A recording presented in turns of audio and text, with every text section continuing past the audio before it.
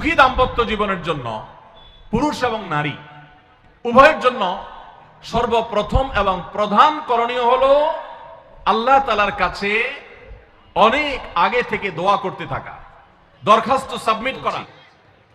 টাকা পয়সা দিয়ে দাম্পত্য জীবনে শান্তি কেনা যায় না। টাকা পয়সা এবং সামাজিক অবস্থান দিয়ে মানুষ সুখী হয় না। আমাদের কাছে অনেক মানুষ এসে চোখের পানি ফেলেন, তাদের সামাজিক অবস্থান অনেক মজবুত, তাদের সামাজিক স্ট্যাটাস কল্পনার অতীত, কিন্তু তারা পারিবারিকভাবে সুখী নন। আমানতদারিতার কারণে তাদের প্রাইভেসি রক্ষা করি আমরা, কখনো ইশারাঙ্গিত আমরা তাদের প্রাইভেসি ভঙ্গ হতে পারে সেভাবে বলি না। কিন্তু আমরা রেশিওটা আপনাদের সামনে পেশ করছি এজন্য, আপনারা যারা হাত কসলাচ্ছেন, যারা বেকার যুবক আছেন, যারা স্টুডেন্ট আছেন, যারা মনে করছেন যে টাকা পয়সা কামাই করে বস্তা ভরি, তারপরে আমি বিয়ে শাদী করে ফেললে সুখের সাগরে হাবুডুবু খাবো, আমি এরকম দেশ বিদেশ ঘুরতে থাকবো, এই রঙিন স্বপ্ন যারা দেখছেন তাদেরকে বলছি, বিশ্বাস করুন, সুখের সাথে এই টাকা পয়সা এবং সামাজিক অবস্থানের সম্পর্ক আপনি যতটা আছে মনে করেন বাস্তবে ততটা নাই। সুখী দাম্পত্য জীবনের জন্য পুরুষ এবং নারী উভয়ের জন্য সর্বপ্রথম এবং প্রধান করণীয় হলো আল্লাহ তাআলার কাছে অনেক আগে থেকে দোয়া করতে থাকা, দরখাস্ত সাবমিট করা যে আল্লাহ, আমার পরিবার, আমার স্ত্রী, আমার অনাগত সন্তান সন্ততি যারা আসবে আমার বংশে, আমার ঘরে, আমার সংসারে, আমার পরিবারে, আল্লাহ আপনি তাদেরকে নেককার, তাদেরকে মুত্তাকিদের ইমাম এবং তাদেরকে এমন মানুষ বানিয়ে দেন যেন তারা চক্ষু শীতলকারী হয়। আপনাদেরকে একটা দোয়া শিখাতে চাই, অনেকে হয়তো জানেন, সূরা ফুরকানের ৭৪ নম্বর আয়াত। সূরার নাম কি বলেছি? ফুরকান। আয়াত নম্বর কত বলেছি? ৭৪। আপনার দাম্পত্য জীবনের সুখের জন্য সর্বপ্রথম এবং প্রধান করণীয় হলো এই দোয়া।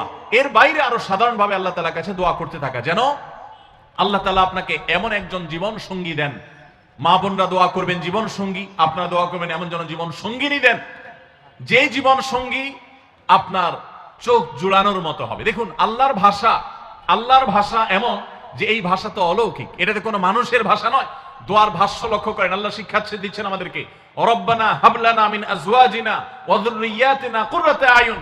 হে আমাদের রব, আমরা আপনার কাছে এমন স্ত্রী চাই, এমন সন্তান চাই, এমন পরিবার চাই, যেই পরিবারের সদস্য, আমার স্ত্রী, আমার সন্তানরা আমার নয়ন জুড়াবে, আমার চোখ জুড়াবে, এরকম মানুষ চাই। একটু ভাষাটা লক্ষ্য করুন। আমরা সাধারণত দোয়া করলে কি চাই? আমরা এক একটা দিক চাই। ধরুন, আপনার স্ত্রী মাশাআল্লাহ অনেক সুন্দরী, অপূর্ব সুন্দরী, তিনি আল্লাহ তাআলা তাকে অনেক রূপ লাবণ্য দিয়েছেন, কিন্তু তার যদি চরিত্রটা খারাপ হয়, তাহলে এই স্ত্রীকে আপনার নয়ন জুড়াবে, চোখ জুড়াবে, চক্ষু শীতলকারী হবে? আপনার স্ত্রীর চরিত্র ভালো, দেখতে শুনতেও মাশাআল্লাহ সুন্দর, কিন্তু পড়ালেখা নাই, বুদ্ধিশুদ্ধি নাই, একটু বেকুব কিসিমের, তাহলে কি আপনার চোখ জুড়াবে? ভালো লাগবে? আপনার স্ত্রী শিক্ষা দীক্ষাও আছে, জ্ঞান গরিমায় মাশাআল্লাহ তিনি ভালো, রিচ, সমৃদ্ধ, আবার চেহারা সুন্দর, আবার তার মধ্যে তার চরিত্রের সমস্যা নেই, কিন্তু সমস্যা কি? সমস্যা ধরুন তার ভিতরে এমন রোগ আছে, শারীরিক রোগ, যেই রোগের কারণে আপনার জন্য সেটা বড় কঠিন পরিস্থিতির মুখোমুখি হতে হয়। ধরেন দুরারোগ্য কোনো ব্যাধি আছে, মরণ ব্যাধি আছে, এমন কোন রোগ আছে যেটার কারণে আপনাকেও সাফার করতে হয়, তাহলে এই স্ত্রী কি আপনার চোখ জুড়াবে? ঠিক একই কথা স্বামীর ক্ষেত্রেও প্রযোজ্য, সন্তানের ক্ষেত্রেও প্রযোজ্য। আল্লাহ তাআলা এমন একটা শব্দ শিক্ষা দিয়েছেন, দেখুন, আল্লাহর কাছে চাইতেও জানতে হয়। উল্টাপাল্টা দোয়া করলে দোয়া পূরণ হয়ে যাবে, কবুল হয়ে যাবে, কিন্তু আপনার কাজ হবে না। অনেক যুবক আছে আল্লাহর কাছে দোয়া করে, আল্লাহ বেশি না, লাখ ৫ টাকা চাই। কত? লাখ ৫। অনেক যুবক লিখে দেয় আমাদেরকে, হুজুর দোয়া করবেন বেশি না, আমি আল্লাহর কাছে লাখ ৫ টাকা চাই। আল্লাহরে টার্গেট দিয়ে দিছে, কত লাগবে? ৫ লাখ। কেন? একটা বাইক কিনবে। যুবক মানুষ, রাস্তাঘাটে বাইক ছাড়া চললে ভালো লাগে না। আর একটা ভালো সেট কিনবে, না হলে ফেসবুক স্ট্যাটাস ভালো করে দেওয়া যায় না, ছবি তুলে দেওয়া যায় না। সাইফুল্লাহ ভাই ছবি তুলে দিতে বলছেন না, মাহফিলের ছবি তোলা যায় না। আর কিছু টাকা দিয়ে ছোটখাটো একটা দোকান কিছু একটা করবে, বিয়ে শাদীর ব্যবস্থা করবে, বাস, বেশি কিছু চাই না। তো আল্লাহ তাআলা ৫ লাখ টাকা ধরেন আপনাকে দিয়ে দিল, সাথে একটা রোগও দিয়ে দিল। ওই রোগে খরচ হবে ৬ লাখ। তাহলে আপনার এই 5 লাখের কোনো মানে আছে?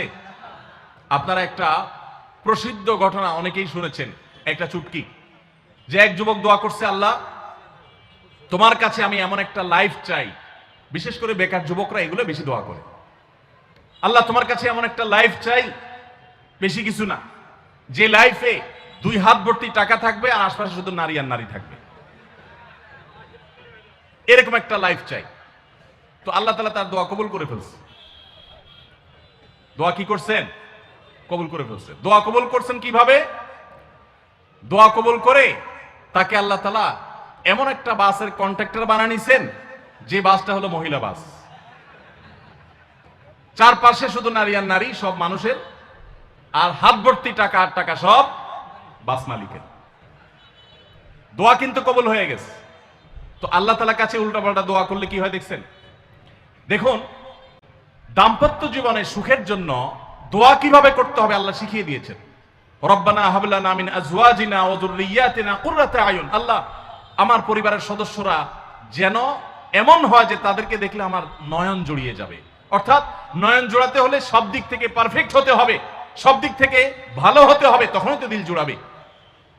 ওয়াজআলনা লিল মুত্তাকিনা ইমামা। আর আমাদের সবাইকে, গোটা পরিবারকে আপনি মুত্তাকিদের ইমাম বানায় দেন, সৎ মানুষ বানায় দেন। কারণ সৎ যদি না হয়, আল্লাহভীরু যদি না হয়, তাহলে কখনো তাদের মাধ্যমে আপনি সুখ শান্তি পেতে পারেন না। তাহলে প্রথম করণীয় দাম্পত্য জীবনের সুখের জন্য, সুখী দাম্পত্যের জন্য আল্লাহর কাছে দোয়া করতে থাকা। সূরা ফুরকানের ৭৪ নম্বর আয়াত, এর পাশাপাশি আরো যত আয়াত আছে, অথবা সাধারণভাবে আপনি আল্লাহর কাছে, আল্লাহ আমি ভালো সঙ্গী যেন পাই সেজন্য দোয়া করতে থাকবো। আল্লাহ আমাদেরকে তৌফিক